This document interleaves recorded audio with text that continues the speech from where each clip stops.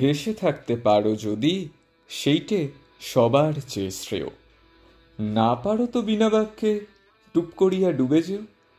হ্যাঁ, রবীন্দ্রনাথ ঠাকুরের এই লাইনটাই মনে পড়ছে। কিন্তু সে যে পারে ভেসে থাকতে, সে পারে ডুবে যাওয়া জাহাজকে জল থেকে মাথা তুলে দাঁড় করাতে।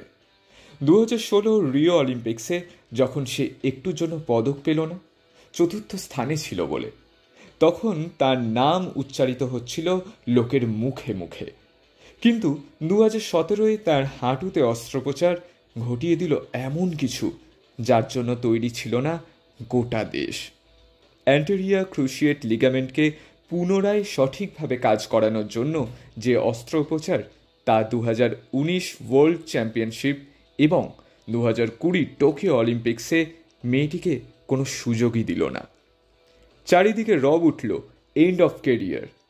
সেই রবই বোধহয় উল্টে এলো বর হয়ে এক জেদের ঠেলায়। জেদটার নাম দীপা কর্মকার। 1993 সালের 9 আগস্ট ত্রিপুরার আগরতলায় জন্ম দীপার। মাত্র 6 বছর বয়স থেকে শুরু জিমন্যাস্টিকে তার অনুশীলন। দীপা নাম বললে দীপার জীবন কিন্তু অসম্পূর্ণ থেকে যায়। যেমন পদবী ছাড়া পুরো নাম হয় না, তেমনই তার কোচ বিশ্বেশ্বর নন্দী নামটা না বললে দীপা কর্মকার বলা যায় না। দীপার পায়ের তলা ছিল ফ্ল্যাট, অর্থাৎ কোনো কার্ভ ছিল না। যারা জিমন্যাস্টিক করে তারা জানে ফ্ল্যাট ফিট কতটা অন্তরায় হতে পারে স্বাভাবিক জিমন্যাস্টিকের ক্ষেত্রে। অতএব শুধু জিমন্যাস্টিকের ট্রেনিংই নয়, এর সঙ্গে তাকে যুঝতে হয়েছে ফ্ল্যাট ফিটে কার্ভ আনার লড়াইয়ের সঙ্গে। পরীক্ষা দীপাকে জীবনের প্রথম থেকেই দিতে হয়েছে। তাই কি জীবনের পরীক্ষা তার কাছে জলভাত? এরপর থেকে রাজ্য ও জাতীয় স্তরে আসতে থাকে পদক। কিন্তু দীপা ভারতবাসীর নজরে আসে 2014 সালে কমনওয়েলথ গেমস। উইমেন্স ওয়ার্ল্ড ফাইনালে ভারতের ঘরে ব্রোঞ্জ আসে। প্রথম ভারতীয় মহিলা এবং দ্বিতীয় ভারতীয় জিমন্যাস্ট হিসেবে দীপা কমনওয়েলথ গেমসে এই কীর্তি স্থাপন করে। তার আগে পুরুষ বিভাগে আশিস কুমার একমাত্র এই ক্ষেত্রে এই রকম কীর্তির অধিকারী ছিল। 2014 এশিয়ান গেমসে সেরকমভাবে নজর কাটতে না পারলেও স্বমহিমায় ফিরেছিল হিরোশিমায় অনুষ্ঠিত এশিয়ান আর্টিস্টিক জিমন্যাস্টিক্স চ্যাম্পিয়নশিপস 2015, যেখানে আবার আসে ব্রোঞ্জ। এরপরই আসে সেই মাহেন্দ্রক্ষণ, যার জন্য দীপা আন্তর্জাতিক স্তরে আমাদের হয়ে প্রতিনিধিত্ব করে ভারতকে আরও এক ধাপ এগিয়ে দেওয়ার জন্যই। যে মেয়েটি 2014 সালে কমনওয়েলথ গেমসের প্রস্তুতির জন্য পর্যাপ্ত পরিমাণে সরঞ্জামই পায়নি, সে মেয়েটি কিনা প্রথম ভারতীয় মহিলা জিমন্যাস্ট যে অলিম্পিক্সের ফাইনাল ভল্ট ইভেন্টের জন্য যোগ্যতা অর্জন করেছিল। সাল 2016, মঞ্চ রিও অলিম্পিক্স। না, মেডেল আসেনি, কিন্তু এসেছিল সমগ্র ভারতবাসী ভরসা, পেয়েছিল সমগ্র ভারতবাসী ভরসা। মনে পড়ে সেই প্রদুনোভা ভল্টের কথা? দীপা সমেত মোট 5 জন মহিলা জিমন্যাস্ট সারা বিশ্বে যারা সফলভাবে প্রদুনোভা ভল্ট সম্পন্ন করতে পেরেছে। রাশিয়ার ইয়েলিনা প্রদুনোভা, ডোমিনিকান রিপাবলিকের ইয়ামিলেত পেনা, ইজিপ্টের ফাদভা মাহমুদ, উজবেকিস্তানের ওসকানা সুসোভিতিনা, আর আমাদের দীপা কর্মকার। কিন্তু দীপার স্বপ্ন যেন খুব তাড়াতাড়ি ভাঙতে শুরু করলো।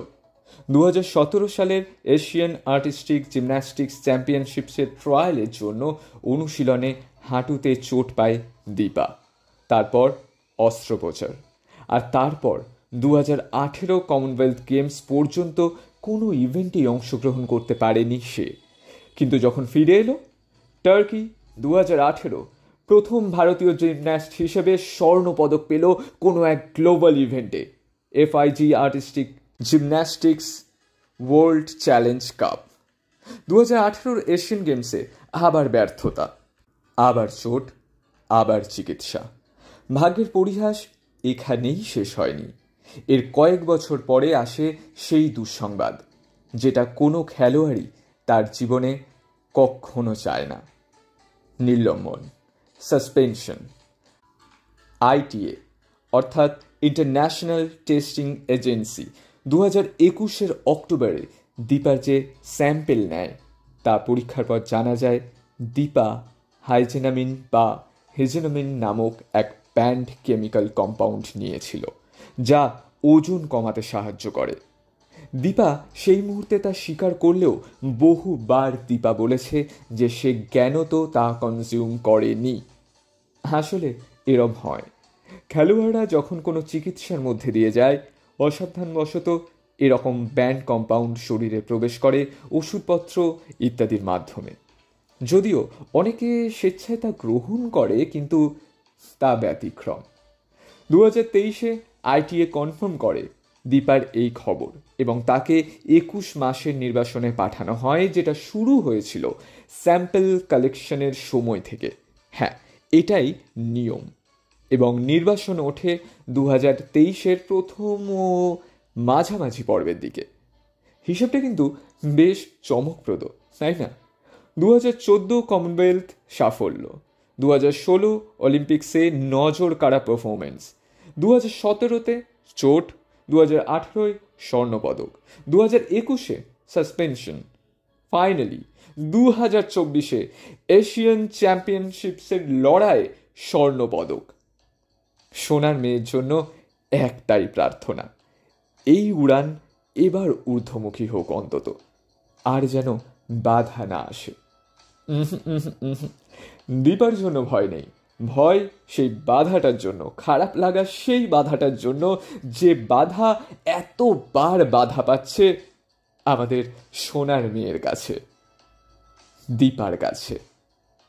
আহারে, সেই বাধার জন্য কষ্ট হয়, আর গর্বে বুক ভরে যায় দীপা কর্মকারের জন্য।